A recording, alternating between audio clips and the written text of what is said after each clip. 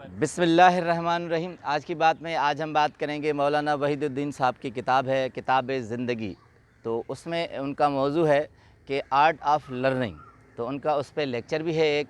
तो art of learning पे हमें बताते हैं कि सीखने का अमल क्या होता है, हम किस किस चीज़ से सीखते हैं और किस तरह हमें सीखने का अमल चाहिए या सीखना चाहिए।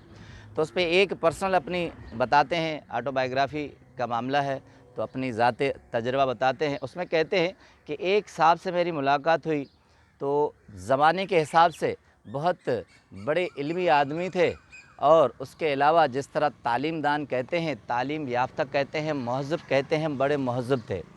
तो उनसे मेरी बातें हो रही थी। उन्होंने कहा कि मैं बहुत से नावल पढ़ता हूँ, बहुत सी किताबें पढ़ता हूँ, मेरा बहुत सारा मुताला है। और ख़ास तौर पर हैरान कुन जो बात बताई, उन्होंने ये बताई कि मैं इंग्लिश नावल बहुत पढ़ता हूँ। इंग्लिश लिटरेचर पे बड़ी उनकी दस्तरस थी। तो काफ़ी गुफ्तगू करने के बाद उनसे मैंने पूछा कि कोई बामाना जुमला बताइए, वाक़या बताइए या बात बताइए। तो फिर काफ़ी गुफ्तगू के बाद कोई बामाना बात नहीं बता सके। उसके बाद फिर बातों में बात निकली कि उनके पास बहुत सारी किताबें हैं और उनका घर एक कमरा लाइब्रेरी है, भरा पड़ा है। फिर बातों के बाद मैंने उन्हें, मौलाना साहब कहते हैं कि मैंने उन्हें कहा कि बामाना बात क्या होती है वो भी मफ़हूम बताया, मगर काफ़ी गुफ्तगू के बाद कोई बामाने माने बता नहीं सके। अब मौलाना साहब इससे कहते हैं मेरी ज़िंदगी में बहुत से ऐसे आदमी आए हैं जो मुताला भी करते हैं, किताबें भी रखते हैं, मगर उनके पास कोई बामाने अल्फाज नहीं होते, मौजू नहीं होते। अब इसका नतीजा बड़ा ज़बरदस्त बताते हैं। कहते हैं इसकी वजह क्या है? इसकी वजह ये है कि हम किताब तफरी के तौर पे पढ़ते हैं, हम सफ़र में जाते हैं, किताब लेते हैं, घर पे बोर होते हैं, किताब पढ़ते हैं, मगर वो किताब महज़ एक एंटरटेनमेंट के हुसूल के लिए होती है, तफरी के लिए होती है, विज़डम और हिकमत के लिए नहीं होती। कहते हैं जब आदमी अपने ज़हन की इर्तिका के लिए पढ़ेगा, तब वो हिकमत उसके ज़हन में आएगी, ना कि तफरी के तौर पर ले और वो सारा इल्म एक भी बामाना अल्फाज में कन्वर्ट न हो, तो वो इल्म का हुसूल महज़ एक तफरी बन जाएगा।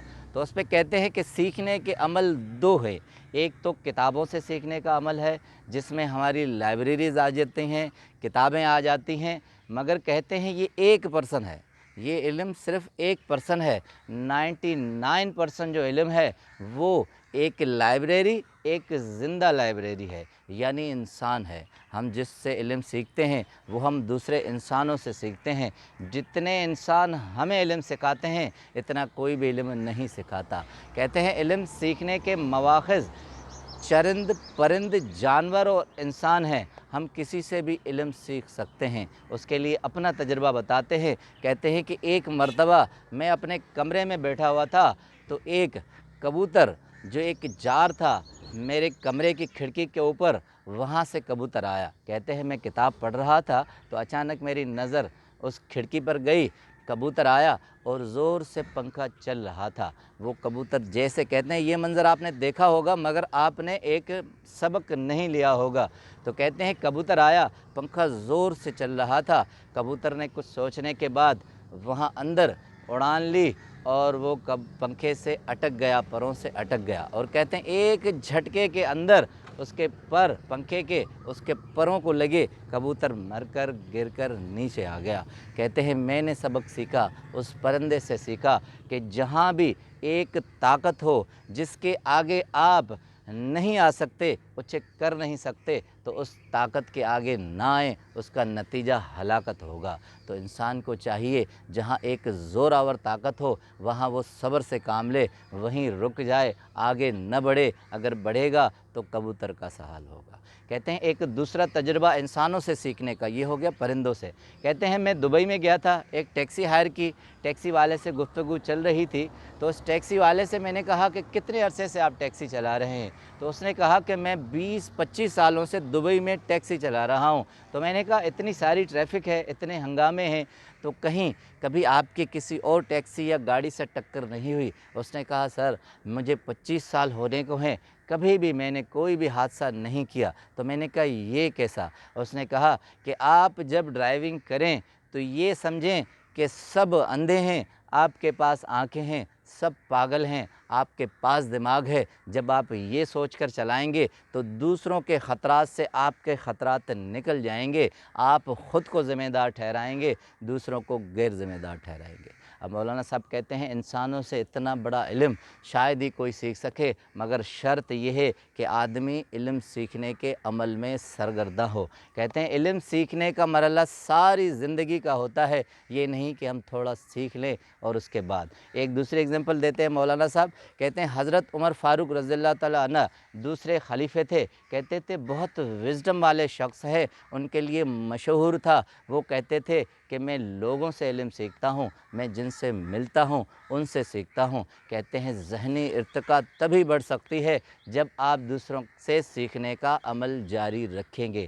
اس کے بعد ایک کتاب کی اگزامپل آپ کو دیتا ہوں کہ اسٹیری، یونیورسل اسٹیری، اسٹارز کا علم ہے، ستاروں کا علم ہے، ایک کتاب ہے، ایک بہت اعلیٰ مثال ہے۔ اس مثال میں ہے کہ ہمارے آسمان پہ کروڑوں اربوں خربوں ستارے ہیں، یہ اسٹار کا ایک پورا کہکشاں ہے، پورا ایک ریوڑ ہے، مگر آپ دیکھیں یہ کائنات کروڑوں اربوں سالوں سے چل رہی ہے، کبھی بھی ایک ستارہ کسی سے ٹکرایا نہیں ہے۔ جس طرح دبئی میں مولانا صاحب جس ٹیکسی میں بیٹھے تھے وہ کسی سے ٹکرائی نہیں ہے، اس طرح اتنے ہجوم اور ہنگامے میں کوئی بھی ایک ستارہ کسی سے ٹکرایا نہیں ہے۔ اب اس کتاب میں ایک تھیم ہے کہ یہ ستارے آپس میں کبھی بھی نہیں ٹکراتے، کیونکہ یہ اپنی آربٹ، اپنی حد میں رہتے ہیں، یہ کسی اور کی حد کو ٹچ نہیں کرتے۔ تو ثابت یہ ہوتا ہے کہ زندگی میں اگر آپ اپنی حد میں رہیں گے، کسی اور کی آربٹ حد کو ٹچ نہیں کریں گے تو کبھی بھی حادثہ نہیں آئے گا،